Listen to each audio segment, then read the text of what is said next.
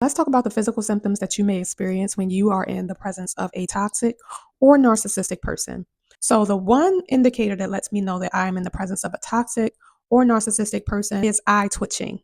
I just recently discovered that in the last narcissistic relationship that I was in was that my eyes would uncontrollably twitch. Sometimes when I'm talking to a toxic person or someone who is not good for me to talk to or be around, my eye will start to twitch a little bit. And I take that as a signal that I need to pay attention to my surroundings and who's around me and who I'm talking to. But as far as like when I was actually like in that relationship, my eyes, both of my eyes would twitch uncontrollably.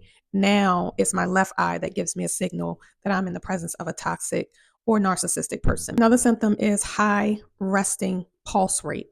So you may just be sitting down, not doing much of anything, and you may feel that your heart is beating and you're looking around and you're like, I'm not doing anything, nothing's going on, but you feel like your body is in some type of flight mode, like something is going on. And usually it's either because you're thinking about the narcissistic person, you're in the presence of the narcissistic person, or you just have a looming fear that is present in your body and mind. So definitely pay attention that if you're just sitting still and your heart just starts racing, nothing alarming is going on, but your resting rate is more elevated than normal, that's definitely something you want to pay attention to. Another thing that I experienced was stomach and gut and bladder issues. So when my nerves are bad, I constantly have to pee. I just have to pee all day, every day.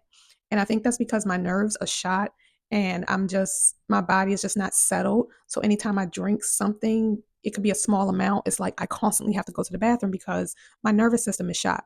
So if you notice that you're constantly getting up to go to the bathroom, especially around that person, and I noticed that like through the night, if I was like laying next to that person, they would be asleep, wouldn't even wake up throughout the night to do anything. But I was always up and down, up and down, up and down. My nerves was so bad being around this person. Again, I wasn't associating this with that person or the relationship or the stress that I was under.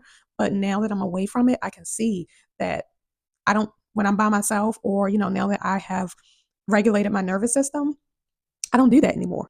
Also, on the flip end of that, I was always constipated around this person. And that's because I think my bowels and my stomach and my body and my insides just were constricted. Like I wasn't at ease. I wasn't relaxed around this person. So your body is trying to tell you in all kinds of ways that this person is not good for you. You are stressed. You do not feel comfortable. You do not feel safe. Another one is chronic fatigue. You're always tired. You don't feel motivated. You feel like, it's so hard to get out the bed. It's hard to get your day going. So hard to stay motivated throughout the day. And another thing about that is for me, when I'm stressed, I lose my appetite. So once I lose my appetite, inevitably I start losing weight.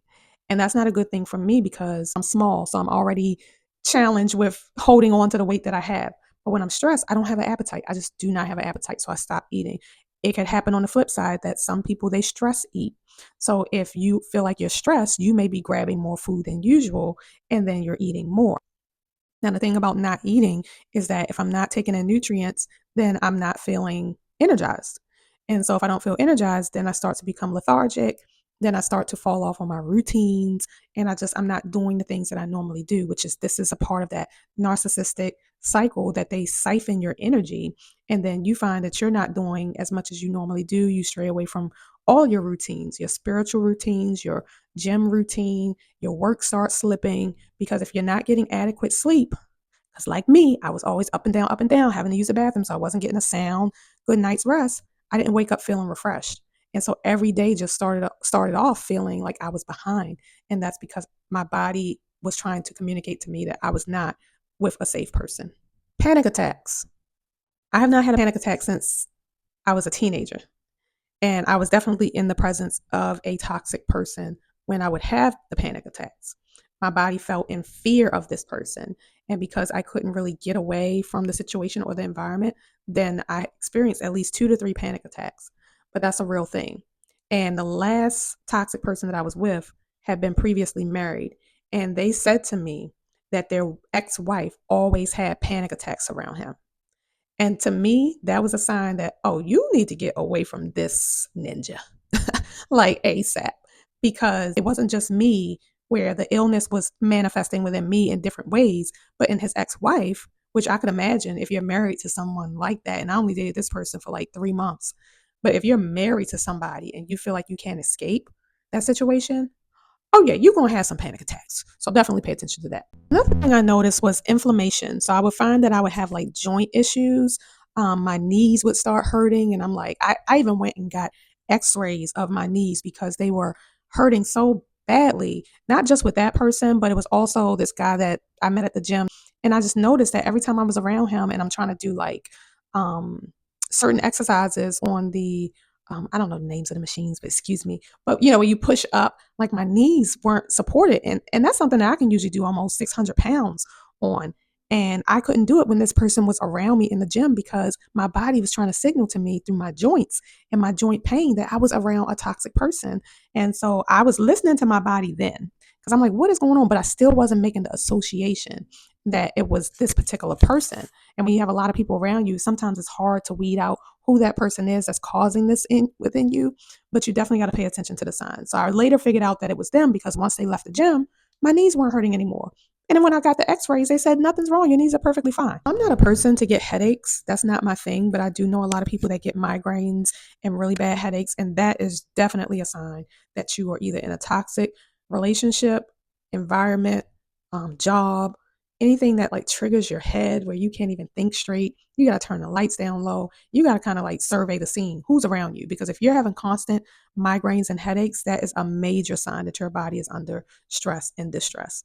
So yeah, there was a time where I would constantly bite my lip, and I would have like sores on my lips because I'm constantly biting because my nerves were so bad. And I used to have all these calluses like on both sides of my lips because I'm constantly biting. And after I got out of that last narcissistic relationship, no calluses, no biting. So it's so crazy. I mean, I wish I could show before and after pictures, but it's a real thing. Like I was constantly biting the insides of my mouth as well. So be careful with that. Rashes. So if you notice that your skin is breaking out and it doesn't normally break out, like for instance, for me, I was noticing that I was having rashes above my eyelids, and that had never happened before. And it all happened while I was in that last narcissistic relationship. So after my nervous system started calming down, the rashes went away, and I do not have rashes above my eyelids anymore. And I think that sometimes when these things happen, it's also attacking your beauty. I've always been given compliments about my eyes. Someone even complimented my eyelids years ago, and she was like, "Oh my God, you have the prettiest eyelids." So it's almost like this demon was trying to like make my eyelids ugly and swollen. I mean, I could be wrong, but I'm like, why my eyelids? But of course, I'm trying to associate that to maybe the makeup that I was wearing, but I don't change my makeup often. Like I use MAC, and their product is pretty much straight across the board. I mean, I've been using them for years. So I'm like, it can't really be the makeup. But again, we try to dismiss these things and not associate them with what we're experiencing or who we're experiencing.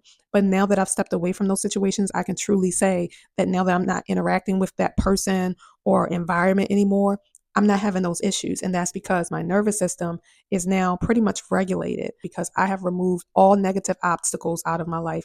And that is to include exes, family members, jobs, fake friends and foes and phonies. I have eliminated all of it.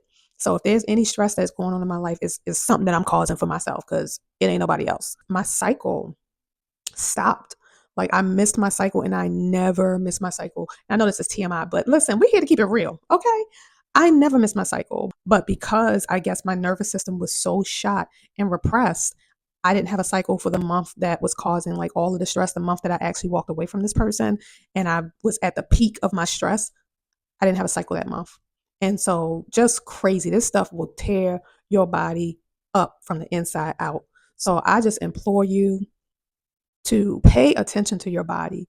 If you are having ailments, don't think it's always something that needs to be fixed with a pill, a surgery, a doctor's appointment. Sometimes you just need to survey your surroundings, and who is in your surroundings and how that person makes you feel, and do like a process of elimination. You start eliminating people, places, and things that create stress for you, and you will see that your nervous system will begin to regulate itself, and you will start to see those symptoms that you are experiencing start to go away.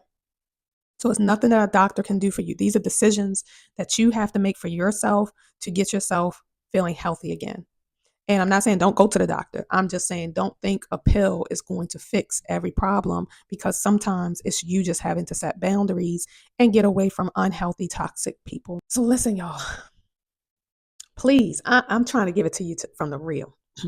Okay, I'm trying to give it to you from the real, because yes, I could get on here and speak in all of these technical therapeutic terms, but no, this is just real talk.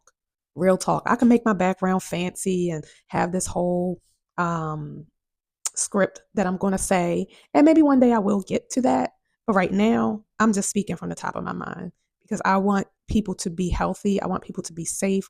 I want people to be in tune and in touch with their own bodies, to know what is going on, and to know when they are in danger.